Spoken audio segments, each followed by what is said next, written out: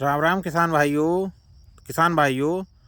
गन्ना बुआई का समय चालू हो चुका है। सभी किसान भाई अपने गन्ना बुआई में लगे हुए हैं। किसान भाइयों, अगर आपको अच्छा उत्पादन लेना है अपने गन्ने से, तो आपको गन्ना बुआई का तरीका बदलना पड़ेगा।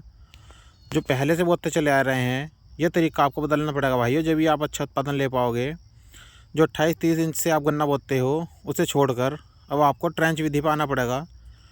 तभी भाइयों अच्छा उत्पादन मिलेगा। क्योंकि भाइयों 28-30 का गन्ना जब आप बोते हो, तो उसका जो कार्य है वो मई जून तक ही चलता है।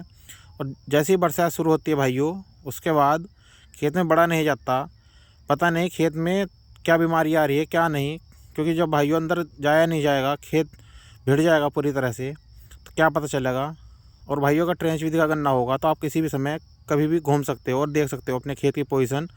अगर भाइयों रोग आ रहा है तो उसमें आप तुरंत स्प्रे लगा दोगे। और 28-30 इंच के गन्ने में आप कुछ भी काम नहीं कर पाओगे। तो इसीलिए भाइयों आपको 28-30 इंच का गन्ना छोड़कर ट्रेंच विधि पे आना पड़ेगा।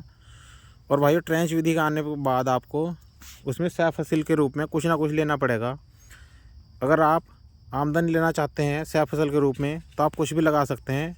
अगर भाइयों आमदनी नहीं लेना चाहते, तो आप उसमें मूंग की उड़द की बुआई करके उसमें भाइयों हरी खाद का उपयोग ज़रूर करें। इससे भाइयों आपका गन्ना बहुत ही ज़बरदस्त होगा। आप ये देख सकते हैं, ये जो हमारा खेत है, इसमें भाइयों हमने पहले तो ढैंचे बुआई करी थी, उसकी जुताई करी। फिर इसके बाद भाइयों हमने सरसों की बुआई करी। और फिर इसकी जुताई करके आप पानी चला दिया भाइयों। और गन्ने की पोजीशन देख सकते हैं आप, कितना ज़बरदस्त गन्ना हो रहा है भाइयों।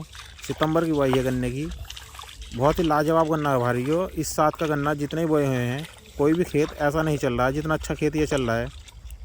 तो इसीलिए भाइयों ट्रेंच विधि पर आना पड़ेगा। ट्रेंच विधि का यही फ़ायदा है कि आप बीच में सह फसल के रूप में कुछ भी बो सकते हो। और हरी खाद के रूप में तो भाइयों आप उड़द ले लो। मार्च की बुआई जब आप करोगे तो उसमें उड़द बखेर के फूल निकाल दो अपने।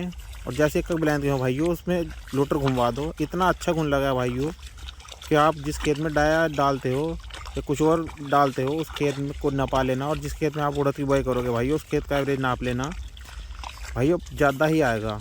बहुत ही ज़बरदस्त गुण लगता है भाइयों हरी खाद का। तो ये भाइयों आजमाई हुई बात है भाइयों। इस बार आप बुआई जरूर करके देखना, हरी खाद का कितना अच्छा गुण लगता है। आप गन्ने की पोजीशन देख सकते हैं भाइयों, बहुत ही ज़बरदस्त गन्ना चल रहा है।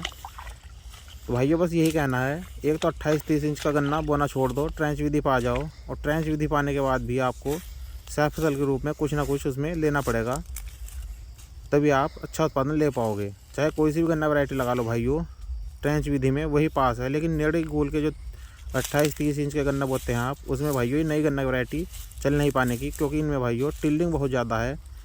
तो इसीलिए भाइयों फूंसा हो जाएगा गन्ना, बहुत बारीक रह जाएगा। इसलिए ये आगे वैरायटी चल नहीं पाएंगी 28-30 इंच के गन्ने में।